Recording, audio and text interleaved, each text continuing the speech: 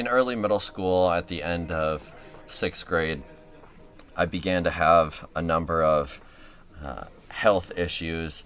My head would be frequently hurting. I would need to run to the bathroom quickly, and at times I'd even be throwing up. It was pretty difficult to hold down food at some points, and just in general, I was feeling quite miserable.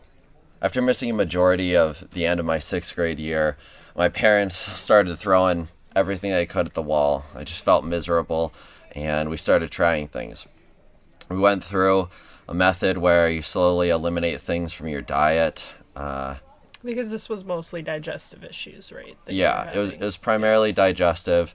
Part of it was kind of feeling lethargic, having headaches on and off, and it was a constant thing, basically a daily occurrence where I would have some kind of relatively major issue to where you just couldn't sit in class when you have to run up to go to the bathroom, or your head's hurting so much that you can't focus on what's in front of you. And after a while with this, we started doing kind of an elimination diet where you remove a lot from your diet and you slowly reintroduce things. And we started off with some of the same things that had been experienced by my mother, my sister, and my maternal grandmother. My sister had a number of stomach issues primarily, so same kind of thing. Starting at a younger age than you, though, right? Yeah, so same kind of thing from a pretty young age. I'd say 4 or 5. She had a number of issues, substantially worse than I did. And they had recently figured out something that was maybe 65 to 70% effective, and that was the removal of dairy and gluten, as well as a couple other things, more minor things from her diet. As a result of my sister needing to eat like that, my mom, who had minor issues since, I think as she described it, somewhere around her late teens to early 20s, she went on that diet as well. So at that point, my family was kind of throwing stuff at the wall, but... So they started that before you did? Yeah, so they started before I did, but it became quite bad for me all of a sudden near the end of sixth grade, like I said. And this resulted in kind of slowly getting introduced to that diet. But for a long time after then, I want to say maybe 2 years, I kind of lived in a state of, I'd say, denial. If you've ever encountered some potential medical thing that may be wrong with you, there's a part of you that, as illogical as it may be, is rejecting the diagnosis because you don't want it to be true, even though getting diagnosed would put you on a path towards an actual solution.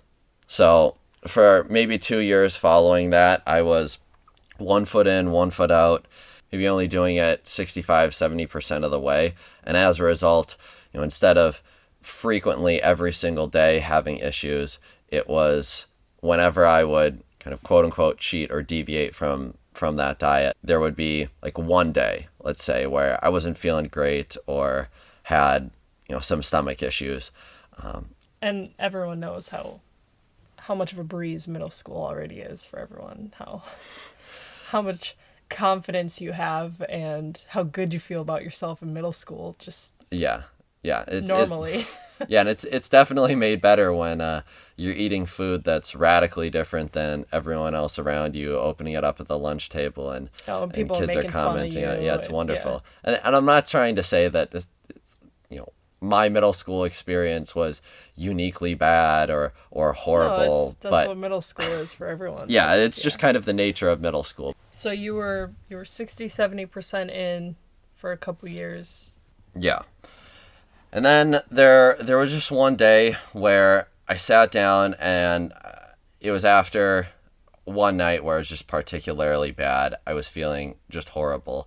And I got up and I started thinking, am I going to continue to be 1 foot in, 1 foot out, or am I actually going to take the information that I have and make like a good decision here that's going to help me, even though there's a large barrier to entry. Like, at least I have some understanding of what the solution is. Like I know so many people out there that have some health ailment, whether that be food related or not, and they're not able to figure it out. Like I was in a position where relatively quickly, I mean, even in comparison to my other family members, relatively quickly I was able to figure out what would work and at least have the choice of implementing that.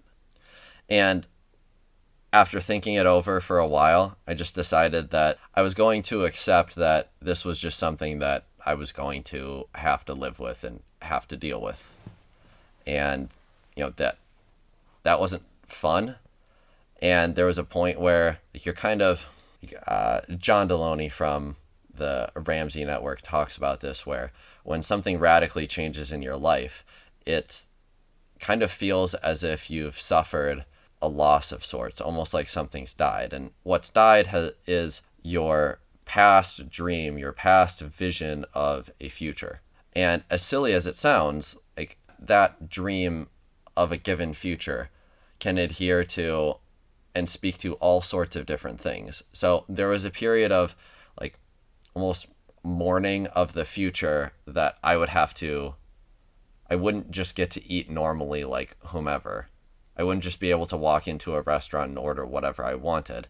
Mm-hmm. But with that, following that level of mourning and acceptance, there was almost a sense of like liberation of, okay, well, now I'm not going to have to live in concern that at any moment this is going to crop up and I'm going to have some issue. You're going to be in the middle of an exam and like, I'm going to be sick. Yeah. Right now. Like, yeah, you're in some sports event right and you just feel abysmal, just horrible. Yeah. And I think that sense of like desperation. I think desperation is a severely underrated feeling. Like there were so many times where I would be just feeling terrible. It would be 1 a.m. and I'd be having just a horrible time in the bathroom, just desperate for any semblance of a solution, anything that would make it even slightly better. And funny enough, like even when that was presented with me, there was still another hurdle to get over. But I think that sense of desperation after feeling horrible for so long, I think that's a highly motivating factor. I think it's something where you almost have to hit rock bottom to really realize where you're at and to take some risky things that you wouldn't otherwise do. Like it's when you go about saying, well, let me investigate whether or not like the issue here is something as fundamental as like gluten or dairy or something like that, there's a portion of fear that maybe you're right and how much this is going to have to change your life. But when you're in that point of desperation, when you're actually at a point where something is so horrible, you start to realize the actual choice that's being made. It's, I can continue to exist in this terrible point, this point where I'm feeling just complete despair, and I can continue living here and coming back to this place on a regular basis, or I can confront and maybe find something that's even worse. And I've seen this with people a lot where like they've not yet reached that complete point of like desperation where they're willing to try anything. And I think that when you're at that point, like necessity breeds ingenuity.